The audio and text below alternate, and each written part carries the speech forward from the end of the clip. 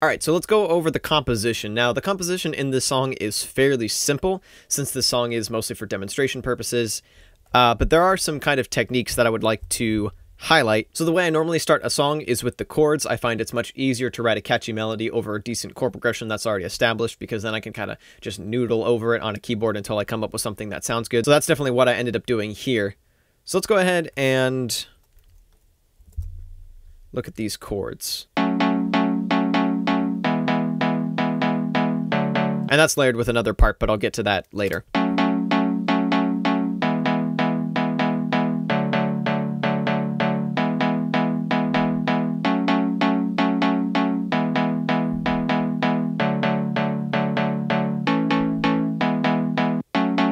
So together with the kick.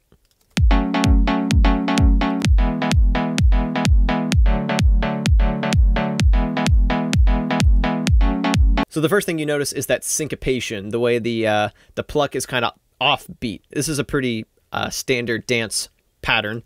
And let me pull up the MIDI here. That's what it kind of looks like. For the composition part, I wrote this in the key of A minor, since that's just all the white keys, essentially.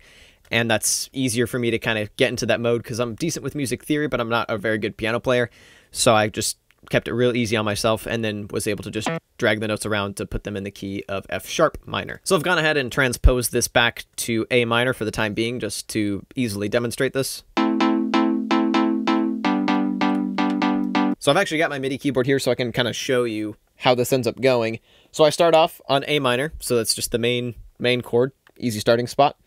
And then from there, these second two chords go down a step, or the root note of the chord goes down a step. So we start off like bang, bang, bang, then down, then down. And that's a very easy flow. You kind of get this falling pattern. And then we go back up to the G. So we go 1, 2, 3, 4. And that's the progression of this first part here. It creates this tension that if you go back to the root chord, you resolve that tension. So you can kind of hear it if I go ahead and play it.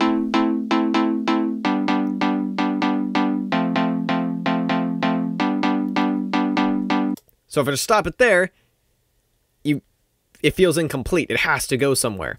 It has to go home. So if I play that again.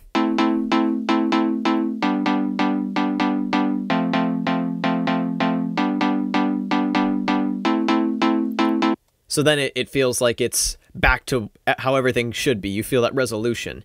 And then from there, I start off repeating that pattern, A minor, G, F, but then instead of going back to the G, I go to the actual root chord, the C major,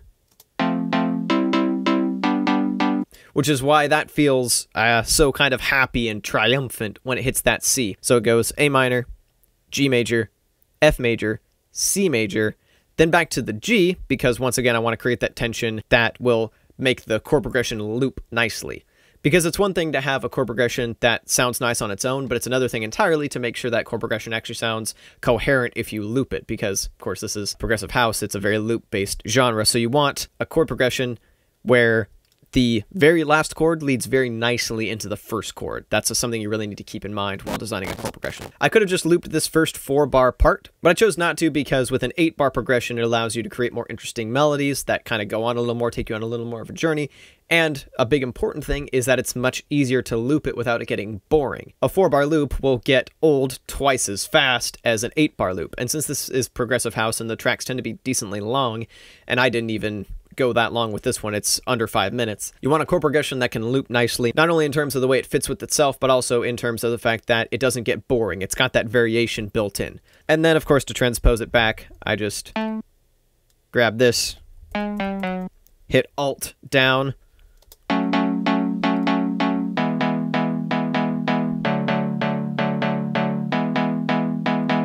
and you hear how that change of key changes the feel of the chord progression, which in this case is something that I wanted. So from there, let's bring in a bass, which you've seen before. Oh, and I forgot to mention the swing on this is the same as the swing on the hi-hats, and is the same as the swing on the bass. So the bass line is pretty simple in this case. It's just made using the root note of each chord. In this case, this track is definitely meant to be more melodic. So the groove, while important, is kind of implied by the drums more than by the bass. But the bass does have some nice groove to it because I've got that extra note in here. this one right here. So if I get rid of that, it follows the chord progression exactly. Where are you? So let me get rid of those both. Like that. But if I bring them back, adds that nice little pop. You kind of hear that pop out of everything. So when everything is all layered up, you don't necessarily notice anything super obvious, but you hear that little thing in the background that adds some extra interest, this extra groove, and that little extra sound there. So that's really it for the bass, and then finally we go on to the melody.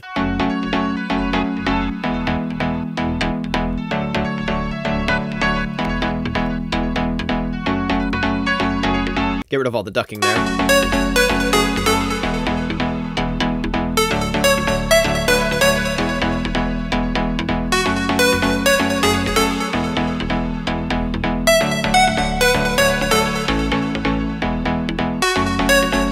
You hear that little turnaround ends up creating this nice effect as the melody fades out here, keeps it interesting. So for the melody, this was really made by just playing around on the keyboard. Once again, I was in A minor at this time. So I've gone ahead and transposed this all back to A minor so I can kind of show what I'm talking about very easily.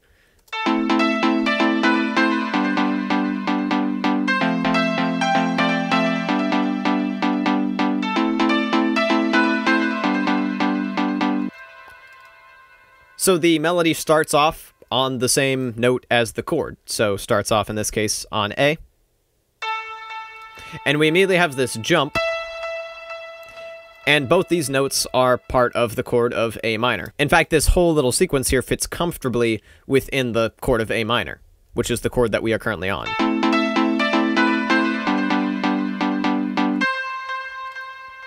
And then we introduce a bit of variation. So it follows the exact same rhythm,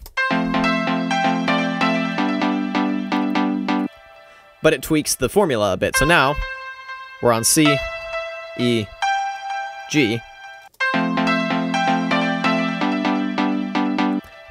And that one really leaves you feeling like something else needs to happen. Just like the chord progression does. It creates that tension where like, oh shoot, it needs to go somewhere now. So then it goes to something very similar to kind of a combination of these, essentially, where it starts once again on A, because we're back on the A chord now, and you don't necessarily have to follow the chord, but in this case, it felt natural and sounded nice. But in this case, this builds more tension, because instead of just jumping directly across the chord, across the A chord, from the A to the E, I add that note in between that makes this feel like it's leading somewhere. Instead of feeling like this nice high point where it's nice and resolved already, you have that note in between there, and that builds tension. And then finally, this is a trick that I use in a lot of melodies that I compose.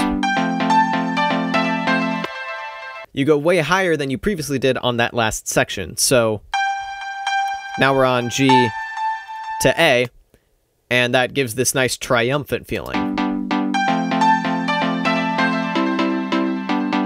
So yeah, you can see how this melody follows sort of a pattern where you get your nice setup, you get building tension, and then finally you resolve it and also get that last bit of kind of height, that kind of triumphant feel out of it. So when writing this melody, I was able to use a combination of kind of an intuitive sense of what sounds good and also some very intentional techniques to make it sound coherent. I started off kind of noodling around until I came up with that first little part, but then used some music theory knowledge and some techniques to really build it out in a way that makes it make sense and feel logical. There's a specific article on edmprod.com that's really helpful for this. I'll leave a link to it in the Word document that comes with this series, and that goes over a lot of these techniques but more in depth and with more examples. And that is it for the composition video. In the next one, we will talk about layering, so I will see you guys there.